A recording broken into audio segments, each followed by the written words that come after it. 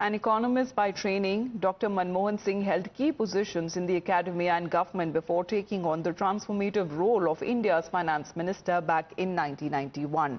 This period marked a watershed moment in India's history as the country faced severe balance of payments crisis. Under the leadership of the then Prime Minister, late P.V. Narasimha Rao, Dr. Singh unveiled a series of bold economic reforms that dismantled the license Raj, opened up the economy to foreign investments and liberalized trade policies. Have a look back on his journey.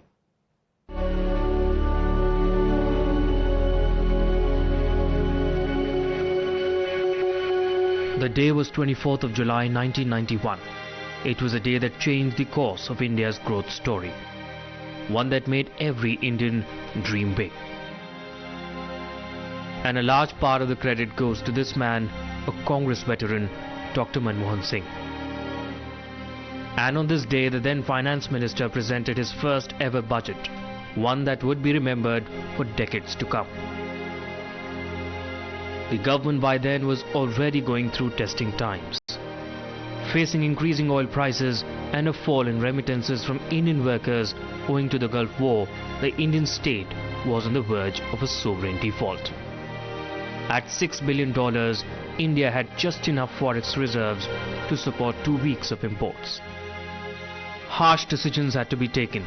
The government, under the leadership of P.V. Narasimha Rao, then decided to devalue the Indian rupee and pledge gold holdings as immediate measure to shore up forex reserves. But it was a new industrial policy unveiled on the eve of the budget under the patronage of Manmohan Singh that proved to be the game changer. The Policy Relaxed Provisions in Monopolies and Restrictive Trade Practices Act to facilitate easier entry and restructuring of businesses. The policy ended the public sector monopoly in many sectors. It also announced a policy for automatic approval of FDI up to 51%, as against the existing cap of 40% for foreign equity investments. These dramatic changes ended public sector monopoly in several sectors, except in those that were deemed critical to national security.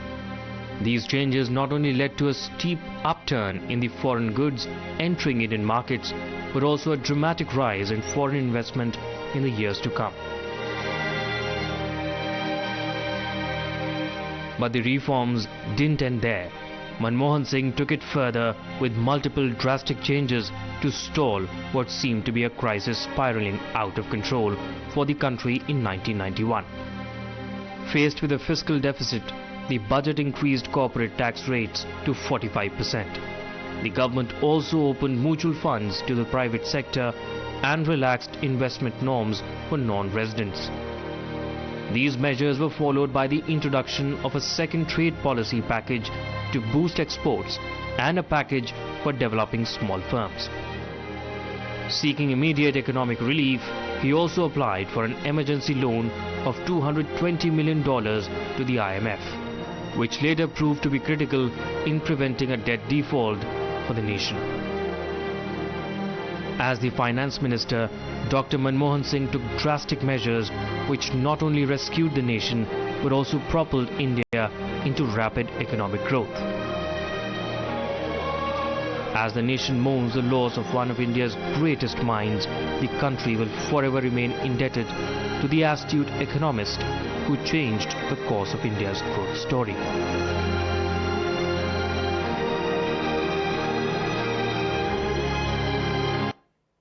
Well, let's in the meantime quickly describe the pictures that have been coming in with the former Prime Minister's last rites that are expected to be conducted with full state honours, and all government programs scheduled for today that have been cancelled as the Union Cabinet meeting likely that will be also taking place.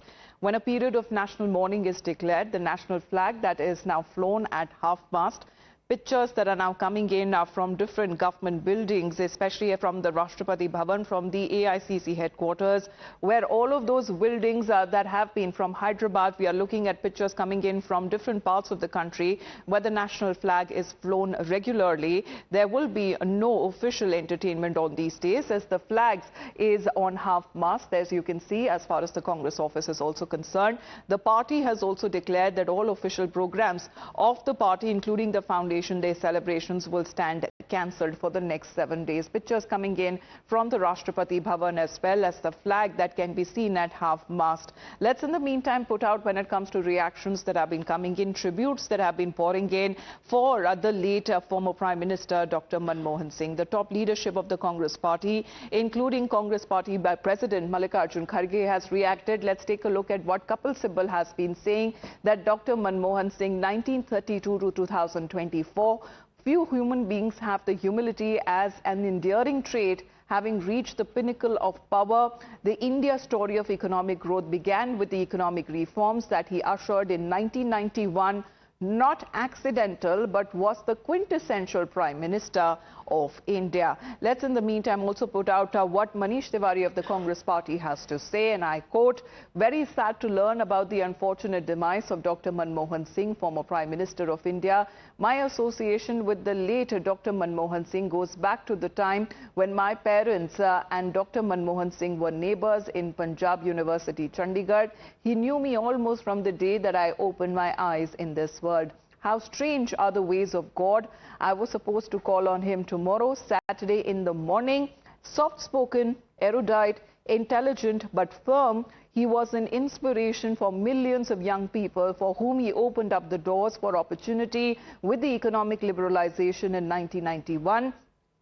All through the years, I shared a very warm personal relationship with him, including serving as a Union Minister of Information and Broadcasting in his government." This is how Manish Tiwari of the Congress party is remembering the former Prime Minister. Let's in the meantime also talk about Amitabh Kant, and I quote, "India will always remain indebted to Dr. Manmohan Singh ji, a distinguished economist and a statesman whose exemplary service from Deputy Chairman of the Planning Commission to Prime Minister embodied integrity, intellectual rigor and steadfast dedication. His unparalleled contribution to India's economic growth and transformative policies have left an indelible mark, serving as a testament to his enduring commitment to the nation's progress and prosperity." Let's also put out when it comes to leaders from the BJP, how they are expressing their condolences. This is Rajiv Chandrasekhar, and I quote, "Deeply saddened by the passing of former Prime Minister Dr. Manmohan Singh.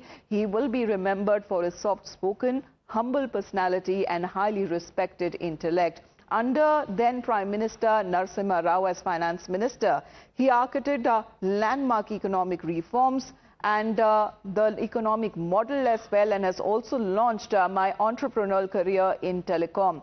From early 90s, when I first met him as a 26-year-old wannabe tech entrepreneur, to meet him when I exited telecom, and then as the opposition MP, he was always kind and supportive to me, and for that I will always be grateful. He was truly a gentleman politician." Well, when it comes to the tributes that have been pouring in, not just from the ruling party, but also from the Congress party as well. And of course, many of the leaders who are already making their way to his residence, as far as the late former Prime Minister's residence, as tributes that have been pouring in. Sabyasachi, we are learning that it was last evening only, rather late in the night, when his mortal remains were shifted from AIIMS, Delhi to his residence. Well, that's right. See, yesterday at around 9 o'clock is the time when the AIIMS declared that former Prime Minister Dr. Manmohan Singh is no more. After which Priyanka Gandhi Vadra and from the BJP side, JP Nadda had reached AIIMS. Now, after the mortal remains were brought to his residence here at Motilal Nehru Marg, Rahul Gandhi, Mallikarjun Kharge, Priyanka Gandhi Vadra, Sonia Gandhi, all of them have reached Dr. Manmohan Singh's residence to pay their homage and offer condolence to the family members of Dr. Manmohan Singh. Now, the Congress party has cancelled all its scheduled programs for the next 7 days. Tomorrow was the Congress party's Sthapana Divas, and as per the Congress sources, the Congress party is planning that the last rite of Dr. Manmohan Singh would be conducted tomorrow, and his mortal remains would be taken to AICC for the general public as well as the other leaders from the Congress party to pay their last homage. And the family members who are currently present inside the residence. Dr. Manmohan Singh had 3 daughters, and one of his daughter is in abroad, so she would be reaching the national capital late in the evening. Now, several leaders like K.C. Venugopal, Sandeep Dikshit, Devendra Yadav, all of them have reached the residence of late Prime Minister Dr. Manmohan Singh, and clearly the Congress party says that the contribution of Dr. Manmohan Singh to the politics and to the Congress party cannot be compared. In fact, Rahul Gandhi stated that he has lost a mentor in the face of Dr. Manmohan Singh. Several of the Congress leaders, be it K.C. Venugopal or other leaders, in fact, have been recalling their interaction with Dr. Manmohan Singh, how he was the finest finance minister that the country has seen, and in the troubled times that the country has seen, because of his brains and also certain schemes, the country could come out of that tough situation.